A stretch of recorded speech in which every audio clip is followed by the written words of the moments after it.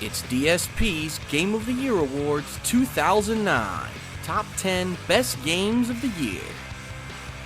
Number 7. Street Fighter 4.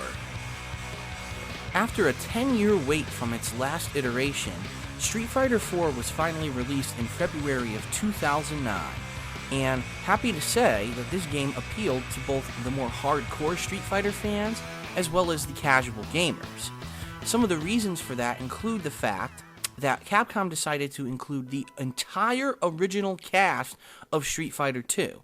A major gripe of many gamers when Street Fighter 3 was released is that the only original remaining returning characters from the Street Fighter 2 series of games were Ryu and Ken.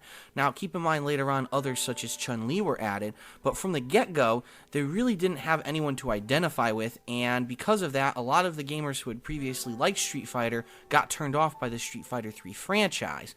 However, Street Fighter 4 was truly a return to the roots. Speaking of that, Street Fighter 4 retained the classic fighting style that was made so popular in the Street Fighter 2 line of games. And what I mean is that it was a one-on-one fighter, not one of these tag team kind of a deals like the Versus series had gone towards.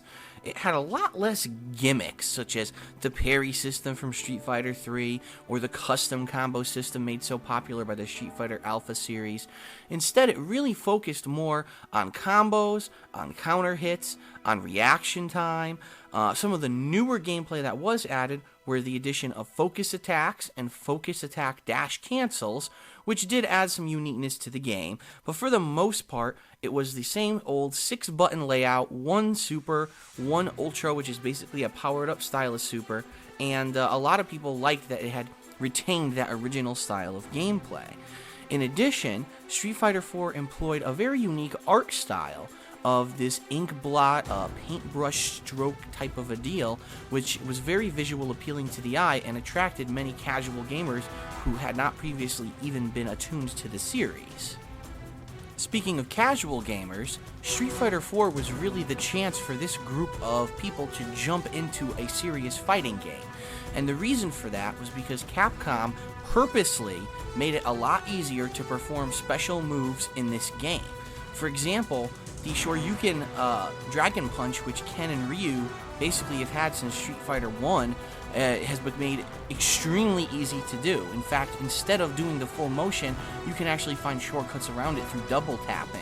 So really the game was made to be more of a catering to the masses, to make it easier for a wider audience to jump into this kind of a competitive style of game and still enjoy it. And if anything, the only thing really holding back Street Fighter 4 from being a better game this year was the online play. And this is not necessarily a problem. I mean, every single game that's been released that's a fighter has had problems with online play. And it's simply because when you're in a fighting game, you really have such a small window to get a reversal or a counter hit or a split-second timing to block or do something at the very last moment.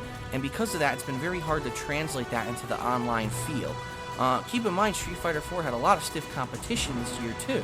King of Fighters 12, BlazBlue, Tatsunoko vs. Capcom, and last but not least, Tekken 6 were all released this year, undoubtedly making it one of the busiest years ever for fighting games.